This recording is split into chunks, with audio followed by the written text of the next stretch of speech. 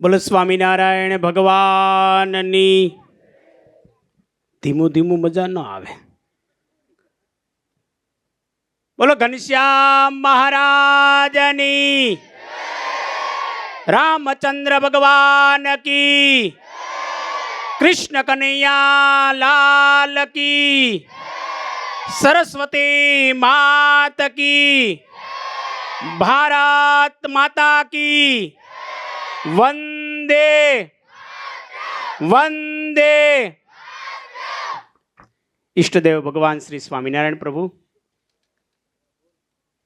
નિજ મંદિર અંદર બિરાજમાન એવા વાલા વાલા ઘનશ્યામ મહારાજ,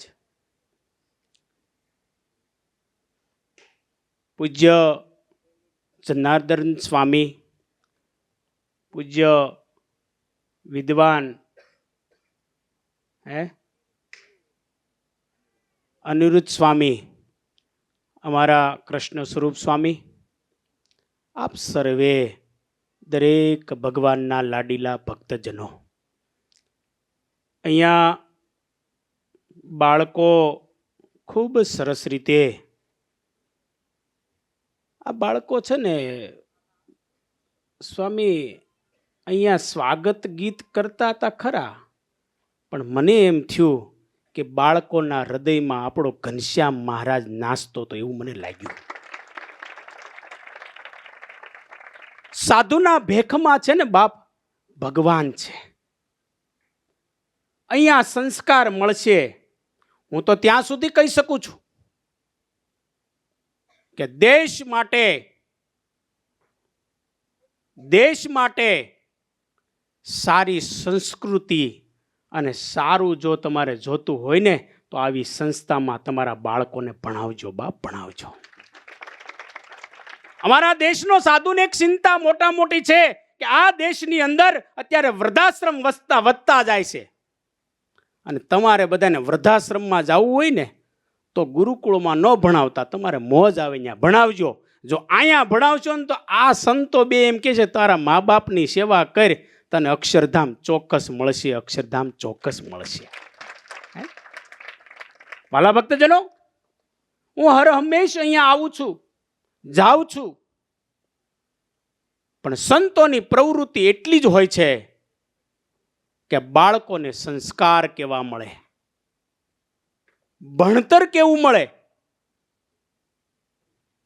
સંત છે ને એક મા પણ છે અને એક બાપ પણ છે.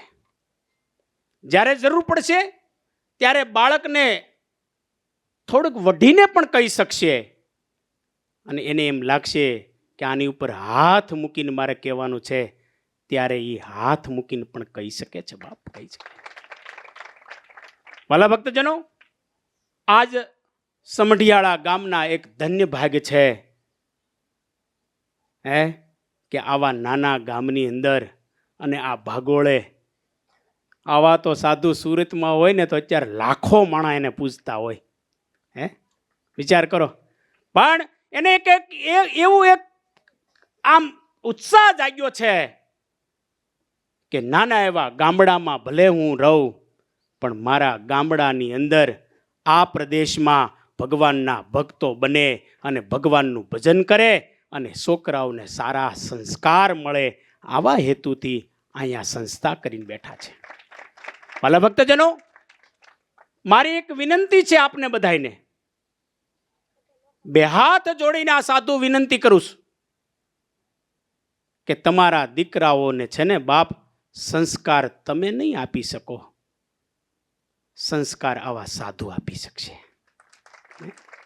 વાલા ભક્તજનો, કોની માટે? હું તો ત્યાં સુધી કહી શકું કે અમારા એક સ્વામિનારાયણ ભગવાનનો આશ્રિત સંત, સ્વામિનારાયણ ભગવાનનો આશ્રિત સંત જો ધારે ને તો એસીમાં બેઠો બેઠો માળા ફેરવા કરે ને તોય તમે બધા આવીને અમને કોથળા ભરીને ઘઉં ને બાજરો આપી જશો અને ખાઈને લીલાલેર પણ કરી શકશું. મને એક જણાએ કીધું સ્વામી આવી હારી ગાડી ફેરવો ને. મેં કીધું અમારો બાપ સહજાનંદ છે, અમે થોડું મોડું વાપરીએ ગઈએ બાપ. અમારો સાધુ મોળો નહીં, અમારો હરિભગત મોળો નહીં, અમારું બિલ્ડિંગ મોળું નહીં, અને અમારે ખાવાની વસ્તુ મોળી કોઈ દી ન હોય. વિચાર કરો. અરે રીંગણું તો ભાઈ આ ગામમાં ગમે ત્યાં વેચાય. અમારી માતાઓ રીંગણાનું શાક બનાવે. પણ સ્વામિનારાયણ સંપ્રદાયની અંદર એક રીંગણાનું શાક આજ બપોરે બનાવ્યું સ્વામી. હું જમવા રોકાવાનો પછી તમે કહેતા હે. એક રીંગણાનું શાક સહજાનંદ સ્વામી હાથમાં રાખી અને એમ કહેવાય કે રીંગણાનો ઉદ્ધાર કરી નાખ્યો. આખો મહિનો રીંગણાના ભાવ વધારી દે જો આ સ્વામિનારાયણ વાળા.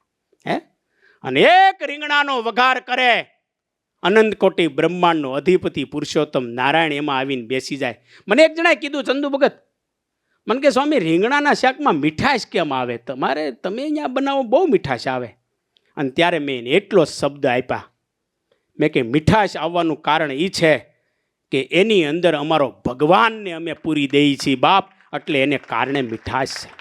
ભલા ભક્તજનો, બંને સંતો વિદ્વાન છે. અરસપરસ હું એની કથા વાર્તાને સાંભળું છું. ખૂબ પ્રેમ આપે છે, ખૂબ હેત આપે છે. અહીંયા અમારે વિદુરભાઈ છે, અમારે દરબાર નારાયણભાઈ સાહેબ શિક્ષક, અને બીજા એક ભાઈ અમારે 3-4 વિશાળભાઈ, આ બધા બહુ મહેનત કરે છે.